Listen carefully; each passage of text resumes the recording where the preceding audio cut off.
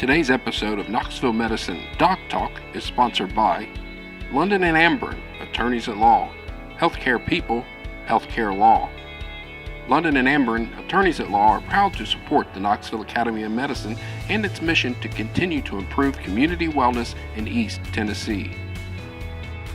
Hi there, welcome to Doc Talks, which is where we talk about healthcare issues in plain English that affect all Knoxvillians. I'm Elise Denaney, past president of Knoxville Academy of Medicine. I do ear, nose, and throat with Greater Knoxville Ear, Nose, and Throat here in Knoxville. And it's the holiday week.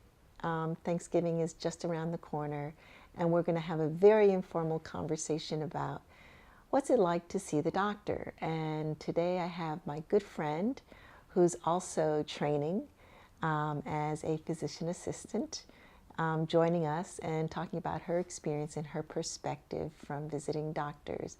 And this is Erin Ferguson, who's almost done. Yes. Yay. Thanks for having me. You're welcome. I'm so glad you're here. So, do you remember visiting the doctor when you were little? Yeah, definitely. Were you scared? Maybe sometimes as a kid, just, not wanting shots and stuff like that. But mainly kind of wanting to, if you're sick, wanting to figure out like something to make you feel better. Yeah. Did you have to wait long to see the doctor? It would depend. Sometimes.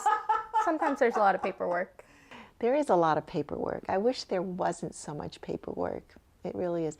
And then did you feel comfortable asking the doctor questions afterwards? I think that's a big part of it. And yeah, it can make you feel comfortable.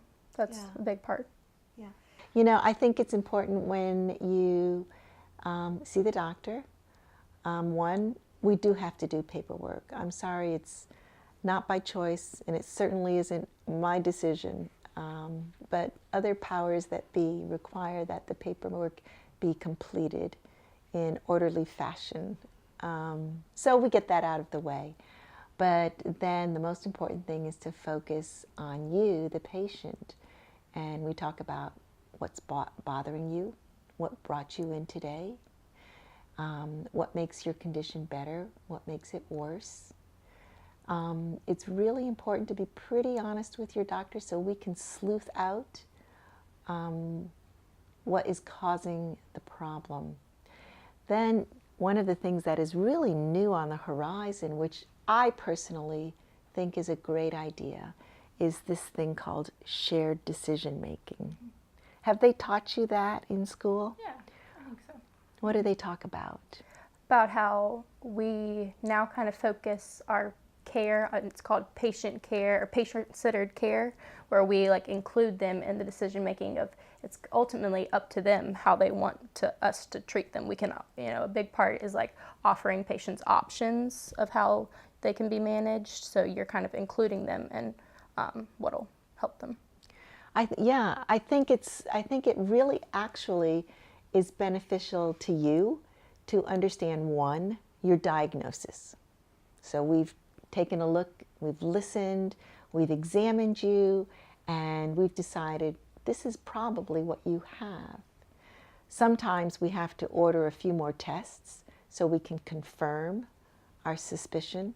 But then when we give you that diagnosis, then we have to decide, well, we've got door number 1, door number 2, and door number 3.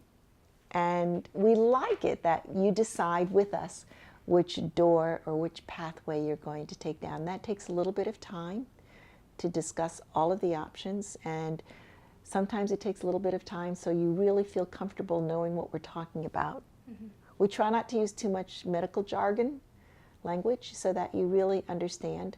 And I think that you're more, do you think that people are more likely to try to do something if they really understand it? Yeah, definitely, and they're more likely to trust kind of your knowledge. And I think these podcasts are another great way to help you understand different diagnoses and help increase your health education and to kind of know what's going on.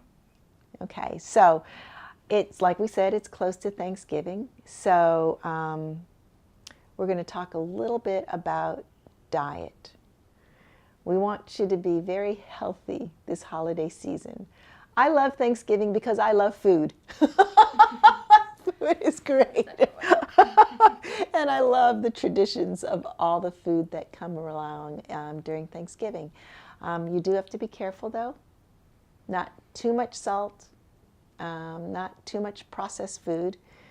Try to eat healthy, stick with the fruits and the vegetables. What's your favorite Thanksgiving food? Sweet potato casserole. All the carbs. Well, at least it's sweet potatoes, and sweet potatoes are technically, it is good.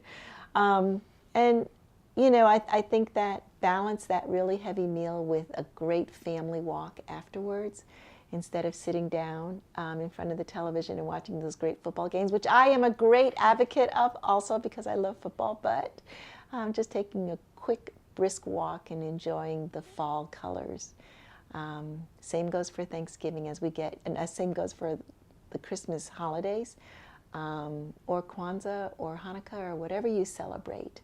So this is us saying happy holiday, happy Thanksgiving, and stay healthy. And that's a wrap. Today's episode of Knoxville Medicine Doc Talk is sponsored by London and Amburn, attorneys at law, healthcare people, healthcare law. London and Amburn, attorneys at law, are proud to support the Knoxville Academy of Medicine and its mission to continue to improve community wellness in East Tennessee.